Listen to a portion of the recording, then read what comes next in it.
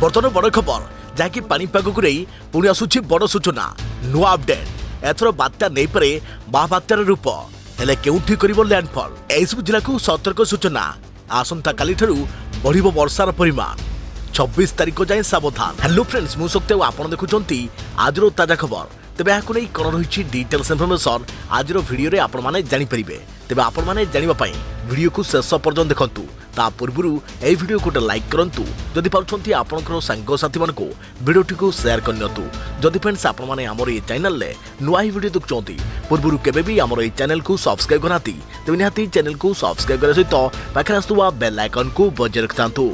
तेबे अंडमान सागरे सुष्ट घूर्णिबलय परवर्ती समय बंगोपसागर बात्या रूप नेले यार ना रहिबो सित्रांग एथर थाईलैंड एही बात्यार नामकरण करिछि।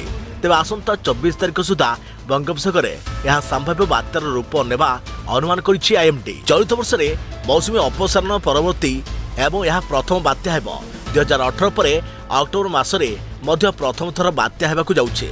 सेहि भली बंगोपसागर चलित वर्षर यह द्वितीय सामुद्रिक झड़ या पूर्व गत मे मासरे बात्या आसानी सांघातिक होइथिला।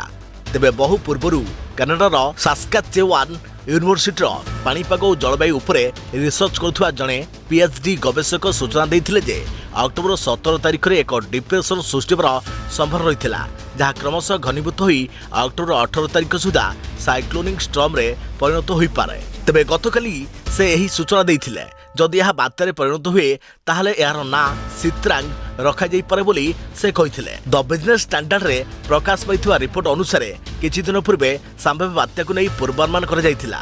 एही समय जना पड़िथिला जे बांग्लादेश और पश्चिमबंगर सुंदरबन रे यह लैंडफॉल करि पारे। तेबे रविवार दिन होइथिबा पूर्वानुमान अनुसार यह आंध्र प्रदेश उपकूल रे लैंडफॉल करि पारे। संप्रत पीएचडी गवेषक द बिजनेस स्टैंडर्ड को सूचना देई कहिथिले जे आंध्र प्रदेश रु बांग्लादेश मध्यरे किबा पश्चिमबंगर सुंदरबन उपकूलर कौनसी स्थान रे एही शक्तिशाली बात्या लैंडफॉल करि पारे। तेबे जीएफएस रो आकलन अनुसार एही बात्या क्रमशः शक्तिशाली होई महाबात्या जहाँकि सुपर साइक्लोन रे परिणत होई पारे। एही समय पवन वेग घंटाप्रति 220 किलोमीटर रु 250 किलोमीटर होई पारे। उपकूल अंचल रे बड़ जुआर आसी पारे। उपकूलवर्ती अंचल रे जोठारे संभाव्य बात्या सृष्टि हेबो सेठारे समुद्र रे 15 रु 20 फुट उच्चर जुआर आसी पारे। एथिसहित पुरी बालेश्वर भद्रक को एवं जाजपुर को सतर्क सूचना जारी कर जाइछे। तेबे एथिला बर्तमान बड़ खबर पानीपाग को नहीं आगो को बात्या को नहीं अधिक डिटेल्स इन्फॉर्मेशन पई आम चैनल सहित जोड़ी रहंतु। तो फ्रेंड्स पुणी देखाबो आउ एक नुआ वीडियो रे से पर्यंत मु रहिली जय जगन्नाथ।